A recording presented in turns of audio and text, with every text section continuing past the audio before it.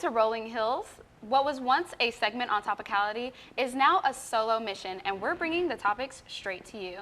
I'm Bailey Boyce. And I'm Micah. And we are here with some of our student correspondents. Hailey, Sampson. And Autumn Bishop.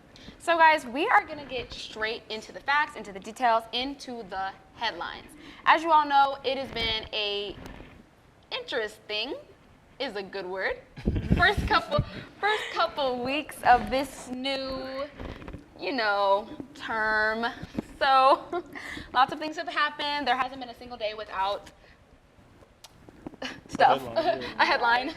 So let's, jump right into it. What isn't there to talk about? Let's get into the federal funds freeze. That has been a major issue. The USAID, or as the First Lady would put it, USAID, wonderful, and CFPD. They are hitting a lot of turmoil with the Trump administration. How are you guys feeling about that? What's it looking like to you guys? Well, for me, it's as a college student, as all college students, had kind of us worried. It had everybody a little shook because it just came out that all federal, fundings are on a freeze right now. Yeah.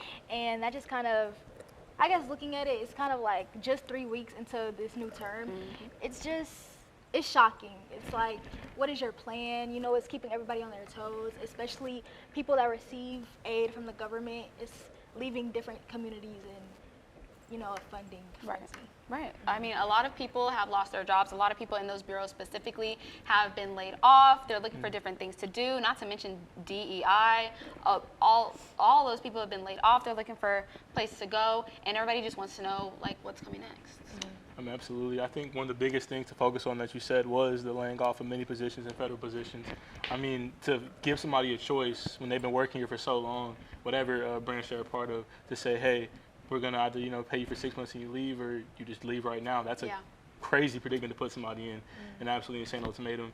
And it just makes you wonder what the new plan is. Is this going to be a new world order? Is this going to be a new regime coming out? I mean, he's putting different people in places that we've already seen this with his last presidency, but coming up, putting the co-founder of WWE as a department of head of education, what's going on here? It doesn't seem real. It doesn't seem real. The more the news that comes out, like you said, there's a headline every day, and so and half of them don't even seem real.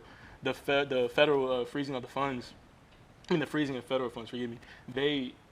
Like you said, it kind of shocked us at first, but you look deeper into it, it's not even just college students that are getting affected. You're talking about people not getting just some of the direct just checks they receive, welfare checks, disability checks, different things like that may come to a halt for God knows what reason. Yeah. Some people are theorizing that this is his first agenda into cutting taxes. Maybe this has to do with other things that he has on the agenda. There was a lot of talk about how Project 2025 is not associated with him, whether anyone believed it or not, but yet he's going down the list. And it's going quickly. It's going quickly. Yeah.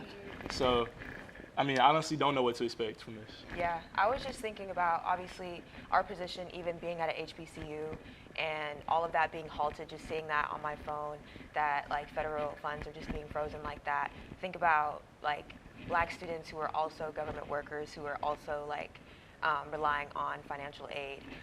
We can't even rely on the press in the administration to tell us clear statements about what's going to happen, and we just have to figure it out ourselves. The press secretary even, we really can't rely on what she says, and it's embedded with we have a plan and we're going to execute it, and you guys are just going to have to see. It's very, very fear-mongering, very fearful. Absolutely.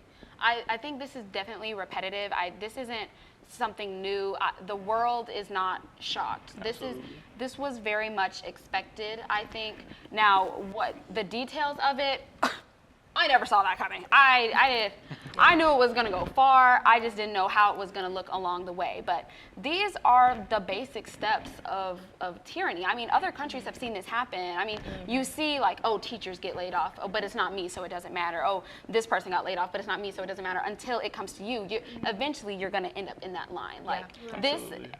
Every other country will look at us and be like, did you not read a history book?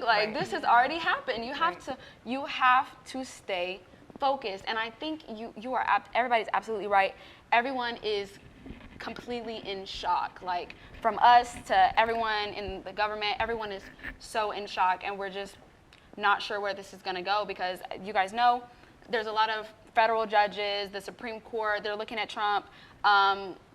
They're saying, hey, you can't do these things, but he doesn't have to listen to them.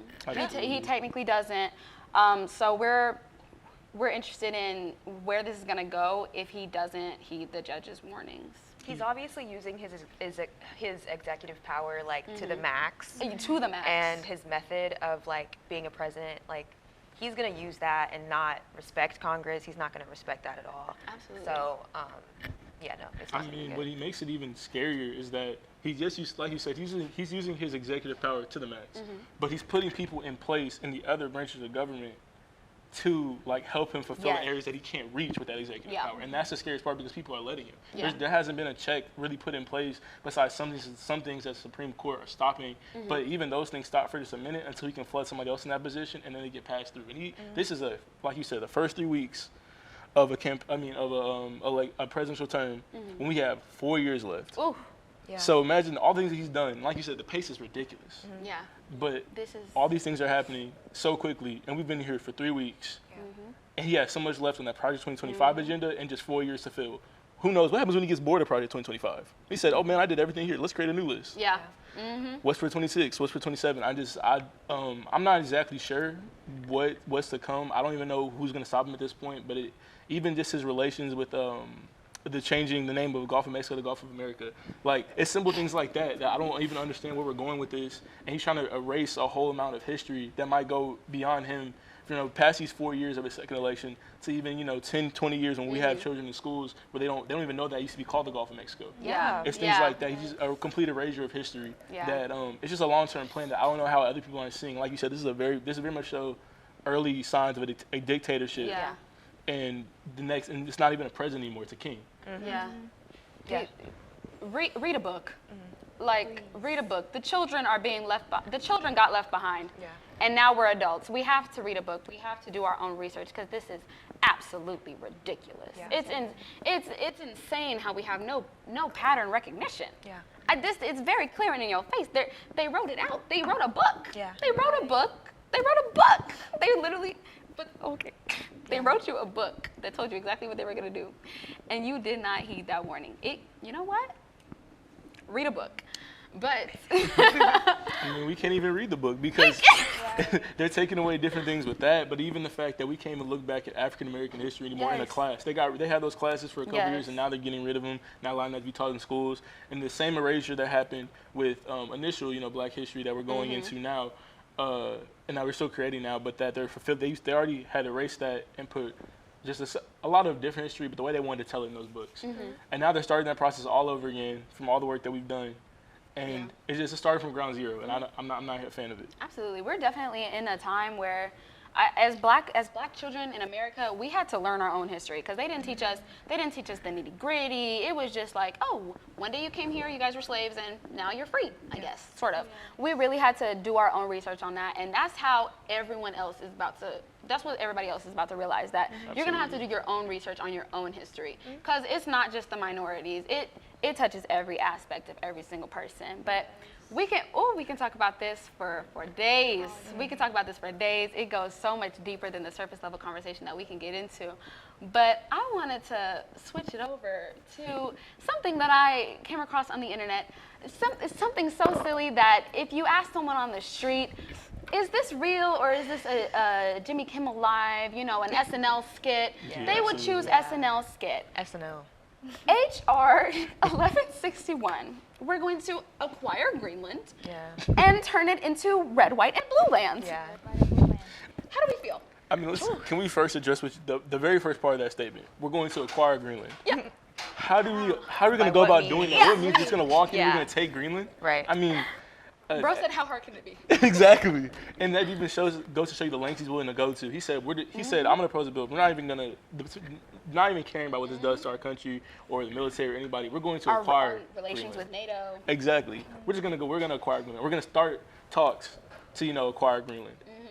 And then rename it red, white, and blue. That's not even a real name. That's a dumb name. I mean, bills are written every day, and even by these Republican House representatives. I mean, Tuesday, they weren't even willing to be in conference with Democrats in the House. Yeah. And it's just like, of course they're going to write up a bunch of bills that are just like, Nonsense. Yeah. Yeah. I think it's a big show of just not respecting legislation. Yes. Like, it's just like Yes. a big protest and just not respecting that. That's absolutely what it is. Because they literally cannot be serious. Like, they could be serious, but they cannot be serious. This is very disrespectful to our democracy, to our Absolutely. country, which they claim to love so much, but they absolutely do not. And they're talking about they want to acquire Greenland and Finland and Canada. Leave them alone. They've already previously stated Leave them that alone. It's not up for sale. They've already stated that previously. They're not willing to sell. No. And but their Because response was who even is? worse. The Like- response was just as silly. The response from Greenland, I think it was the Dane from Greenland. They said, "Well, we're going to go into a bidding war for California." What are we talking about? Yeah. So then, if that's the case, if we're talking about acquiring Greenland, are we going to trade up for California and lose one of our biggest states? Like, I don't. What's the angle here? It doesn't sound like it's very serious. Yeah. You know what? They're treating it just as much of a joke as it is. Like, it's Yeah. Pokemon card. It really, Absolutely. really. I'm not fighting in World War III. Mm. I'm not I'm the first fighting one they in gonna World War call. III.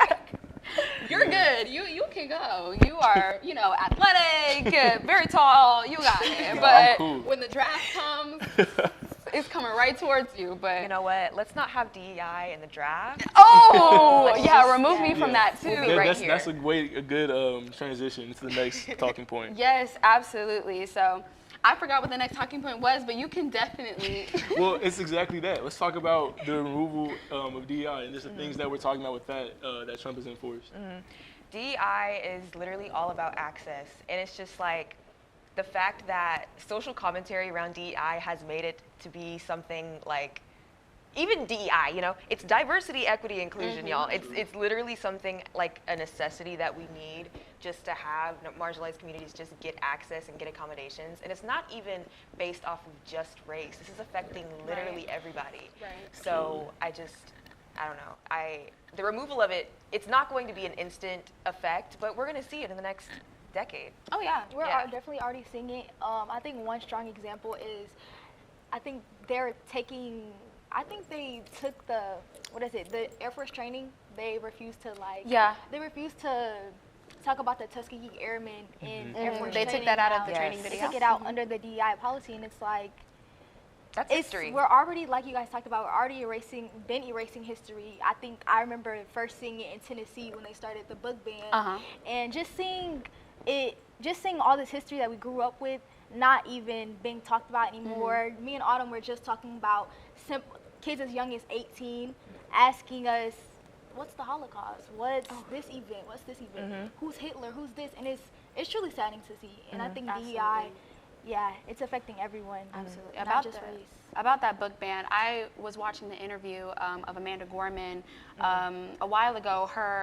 Her poem, "The Hills We Climb," that she performed at President Biden's inauguration, Right. it was banned within the book ban. And she was saying how it wasn't even a gut punch to her alone. It was a gut punch to our children, Yeah. to our American children. They don't have access to this piece of historical literature. Like, she was the youngest poet to perform at an inauguration. Not only that, she was black. Not only that, she was a black woman, a young black woman who got to perform at this inauguration, and it was banned. They don't have access to that. So it's really about taking away the access from our children so that they grow up to not miss it. Yeah. Because they had no idea that it was even there in the first place. Even in Houston, there's a big incentive of removing libraries and adding like behavioral centers. That's in our own community. Yeah. And these are black and brown students. Yeah. I would like to circle back to your point, Hailey, even about the removal and erasure of this history of the Tuskegee Airmen. My great-grandfather was a Tuskegee Airman. And just to see that that's never even going to be known besides my family is absolutely insane. When I tell my kids about it, my grandkids, they're going to be like, who are you talking about? What are you talking about? I'm going to have to bring out crazy old things that it won't even be taught in history books anymore. And it's as if we forget that with the DEI stuff and even that affirmative action, a lot of people get those things mixed up. Yeah. But even within that, we forget what they were made for, because I've had people talk to me about, well, I don't want someone just getting a job just because, they're diverse, what they consider diverse, whether it be whatever minority they're a part of. But we forget how it started. We were getting our applications thrown out just by our name because it was an ethnic, or because they thought they knew we were black, or that we couldn't even go to these schools in the first place. Right. The reason why these schools that we're at were made Yeah. and things like that, and why they're historically black, was because of things like that, and we weren't allowed into those spaces. Right. So to allow that to come back, and I remember why we were here, it just is honestly very similar to the abolishment of things like Roe v. Wade and abortion issues, because just like they forget how we got here and why we even had to establish that in the first place, and why it was a genuine problem. And I don't know, it's just kind of sickening to me. Yeah. If DEI wasn't protected, or if it's not protected by the Constitution, what is our place in the school? Like, Yeah. what Absolutely. is our degree going to be considered in the next 10 years? Like, Absolutely. you can really just argue that in any kind of way. We literally only exist on campus right now because of DEI. This school Exactly. only exists because of lack of access. So Yeah. Exactly. Are we even going to be accredited anymore? that's what I'm saying. Is it going to be that we graduate from an accredited institution and eventually in time it becomes unaccredited and we don't have our degrees anymore? Is our degree worthless? I mean, I hate to say it, but they're going to look at it kind of like how people, for better or for worse, look at like junior colleges, where it's like, oh, Yeah. all you have is this. It's going to be like, you have this piece of paper from, whatever HBCU or insert whatever minority school, and they're going to look at it, take it as kind of a joke. Or like I said, they'll throw out applications before we even get an interview or face-to-face. It's just, there's a lot of things that could go under that umbrella, even just applying for federal, like even scholarships that are getting taken away, and things like that. Yes. All of this is under the same umbrella that I don't think we realize is meant to silence us. Yeah. Absolutely. Well, we're having a great conversation right now, and we're going to bring it right back after this commercial break.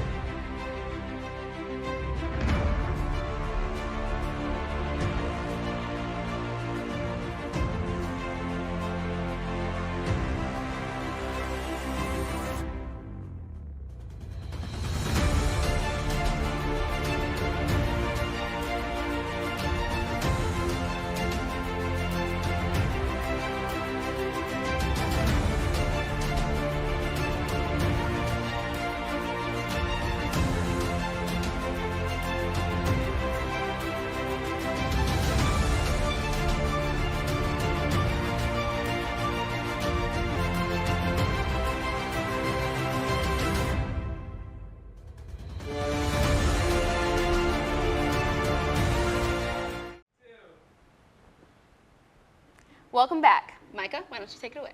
So our next topic of discussion for Rolling Hills is the current lawsuits concerning Trump's executive order against birthright citizenship. Absolutely.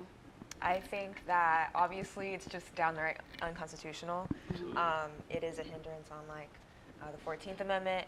We have current justices right now saying that this is like completely harmful to just a complete group of people. So I just don't know how he would get past that. I don't know how you can get through that, but he's earnest. He's very earnest with his citizenship ending, and this just goes into discourse about our citizenship, Yeah. as Black people. It's just like, we just got our citizenship, and if he's trying to, take it away from Like Hispanic, Latino populations. the brown community in that kind of way, then he can definitely convince, the Who's courts next? to do that. Yeah, exactly. Yeah, definitely. It's like I was saying, it leaves me speechless on so many different levels. I just don't understand what people don't understand, like economically. Yeah. Like you're worried about the economy, but you're getting rid of like an entire percentage of the population that makes the economy run. I mean, what do you not understand about if you're born in America, you're an American? Like I hate to break it to you, but your great grandfather was not born in America. He was sent to America. I fear. So it's really like we have to think critically, and I don't think a lot of people do that. And also at the same time, where is our humanity? Yeah. Absolutely. Where is our humanity? Where is our just faith in anything? Like we don't have any type of empathy, no sympathy. You can't even look a person in their face, and then you go. You got it? I'm finding it. Yeah. How are you going to stand in that ballot box, in that voting booth, put a piece of paper in the ballot box, and the piece of paper reads, I hate myself. I just don't understand I don't get it. And it's okay. You don't have to understand everybody, but I don't understand how you could go as far as to vote against your own rights, your own privileges, your literal life. It was literally the ballot said life or death, and you chose death. Yeah. And I don't get it. We're not politically correct right now. That's not what the ballot said. Don't quote me.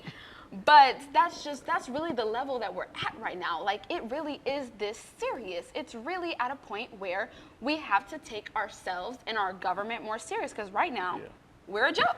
Yeah. This is not a joke. You're in danger. Yeah. We're in danger. Donald Trump and Elon Musk are rating Americanness off of color only. Yes. You literally hear quotes about Elon Musk saying, like, I was born in a strange place. It was like, he was literally like, yeah, it was kind of weird that I ended up there. And it's like, it was weird that you ended up there. It was imperialism that you ended up there. And the reason why he's here is the same reason. And if anything, if we're like valuing people off of how American people are, Black and brown individuals are the most American. Yeah. We're the most, like, we are literally the most nationalist. We're the most patriotic. We've given the most to this country. So if anything, birthright citizenship, it's like essential. I mean, even on a basic level, this makes like absolutely no sense. It's the eradication of the 14th Amendment and just the constitutional values that America was built off of. Not even 150 years later, we're just eradicating things that we've set aside that said, hey, this, like you said, the values are what makes someone American. You're basically on skin color. When it was about, the land of the free, home of the brave, and people who have come here to start new lives, and we ran away from somewhere again we weren't from. So you're already talking about a place you weren't from. That's the whole process of citizenship. And then you even bring it down to a closer look at the states. What defines you as a Texan? I mean, what defines you as wherever you're from? If we're saying that it doesn't matter where you were born in, it's about this, this, and this. Yeah. So we're like objectively changing the definition of citizenship, and we're redefining it. And why are we letting him redefine it? Yeah. Him and a team of people who have shown not to have our best interest, not even their best interest, just the upper class. Yeah. Not any understanding of basic concepts. Absolutely. Nothing. Yeah. Okay. Yeah, like you were saying, it's just a lack of just critical thinking. It's almost as he's just like 3 weeks in. It's almost as he's just spewing out just his opinion. Yeah. It's like what I say goes, and like we look back at the federal funding freeze and how they're constantly putting up temporary restraining orders to block these decisions that he's making. Yeah, it's very these are just easy methods of displacement. Like these are literally like objective first step, next step, third step of how to displace a group of people. Absolutely. And it's like, who does he have on his side? He has Elon Musk, an immigrant. Who else does he have on his side? He has Benjamin Netanyahu. He has people on his side that live and breathe displacing, groups of people. So, I mean, he may not say it clearly because he's not a good public speaker, and we shouldn't really rely on Donald Trump for saying anything, but we're seeing it in his actions, even before, like convincing us that Barack Obama was an American, things like that. Yeah. He convinced us Kamala Harris was an American. That as well. He convinced a whole subsection of even our people that she was not even Black. I don't understand. It's a lot of mind games that they're playing, and unfortunately, I had friends that even voted for Trump because he convinced them that Kamala wasn't Black and she was fake news. Yeah. It's crazy what we're getting at and how he's defining color and just sectioning out these people, and he's just taking a lot of people to get on his side that won't even be supported under his policies. Yeah. That's the part that really takes me out. Yeah. I can't. I'm sorry. It's just you think you have like a grasp over everything that's happening, and then you just hear it all out. Like, you can read as much as you want, and you'll be like, oh, that's crazy.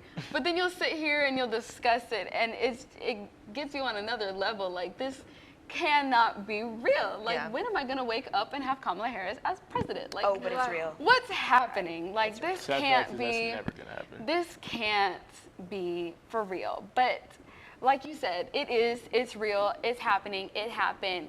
It will continue to happen. You cannot live in your delusion and act like and act like you didn't vote him for president and act like the next 4 years aren't going to happen. It's happening. You're living in it. Read a book, you know? And so the people who voted and then asked if they could change their I was going vote, to mention that exactly. it gets worse. To the individuals who didn't vote and who are now out loud saying, Oh. I'm upset about Trump, Trump this, Trump that. Absolutely. What happened? What When you happened? were inside when we were asking you to vote early, you know? Where were you? Where were you? Where were you? It's free, guys. Yeah. I bring now- up this point a lot, but at this point, I don't want to have kids. I don't want to have grandkids. Not here. This is not here. Not We'll here. go somewhere else. Baby, where can we go? They taking over Greenland. That's true. Red, white, and blue.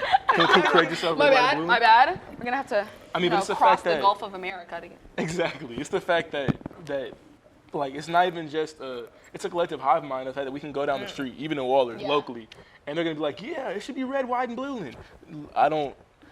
Like, I don't feel safe. Yeah, it's getting closer, and it's very local. Yeah. Very too close to home. Too close to home. I think a call to action after all of this information is to accrue a bunch of physical media, you know, just because book bans, Yeah. there's going to be media bans, there's media erasure, you know, erasure of TikTok, you know, Yes. literally like the most accessible app to get information that Absolutely. can fit your algorithm. So it's just like we need to keep that going and to really just build communities with love centered in it, because it's just like, I don't know, you're gonna raise your child and they're gonna go to school and it's not going to be somewhere that is essential for learning. It's gonna be a behavioral place. You know what I mean? It's just like these kids are coming out of this school already believing that their position in life is inherently bad, is inherently criminal, and it's another reinforcement that Black and brown people are not supposed to be there. Ooh, whole topic. Whoa, we can get into that all day. All day. I'm gonna let you guys say your last notes and I'm gonna say mine. Go ahead. Last notes. Yeah, I think my last notes are, you know, this is our president. This is who the people voted for. Even if you didn't believe what he was putting out before he got elected, you believe it now. You have to And see it. It's playing out in our faces. It's playing out in real time, and no takebacks. No takebacks. I'm sorry. I don't know. Yeah, we just have to, you know, we can't be disillusioned by it. We can't be desensitized from it. It's literally on our phones, like pulling it up. It's like, I can't believe it. We can sit and joke about it all day, but real change is when we can testify in legislation. Yeah. Leg season is going on right now. You can drive up to Austin right now and talk to like politicians about the problems that you have. So it's not just like little discourse we have here. We can actually take action, and there's little steps that we can do to affect things. I mean, exactly that. That was going to be my closing note. More of a call to action to anybody watching, anybody who hears. I mean, we talk up here all day about just negative side effects. We joke and we kid, but realistically, we have to do something because we're here now. And so as much as we don't like it, and as scared as we are for the next 4 years or however long this be, because he's trying to go even longer. But that's a whole nother conversation. It's just we have to do something. And I'm not no inciting violence, no condoning anything like that. I just mean, like she said, we're gonna have to make change in legislation. We're gonna have to take our jobs, stop being told that we're supposed to do something from a young age. You know, at school we're trained from a very young age. Hey, when you're kindergarten, what do you want to be when you grow up? Yeah. Well, we need to start framing these jobs into something that makes real change. Even things as low as this TV show, if this can reach somebody that incites them to make change, or these voters that didn't vote that now want to have voices because they realize how important this is. This is the time to make those real changes. Yeah. Or the impeachments that have already been happening, and you know they've been attempted. Let's do it again. You know what I'm saying? We can do things to get him out of here if that calls to be, or we can make changes ourselves. We already have people that look like us coming in judge positions and other federal positions. Let's keep them there and let's make more. Yeah. Let's stop avoiding these things. And so just my closing note. I've already said a lot, but let's do something and let's do something productive, and let's actually critically think. Yes, absolutely. I just wanted to bring it back to what you said, Autumn, is do everything in love. Do everything with love and feel love, like feel some empathy. And Topicality is here to educate. We're all here to learn. We're here to spread this information and get it to you as college students, as young adults. But take a step further. Read a good book. Do your own research. This is your time to get in a book, get in a classroom, talk to somebody, reach out to somebody, spread that information, do your own research, do some fact checking, make sure you are well versed in this world, because they are doing nothing but trying to take it away from you. And you know we don't like to follow the rules. So if the rule is you can't learn, do the opposite. Yeah. And that's going to be all for Rolling Hills today. Thank you all so much for joining us, and we'll see you later.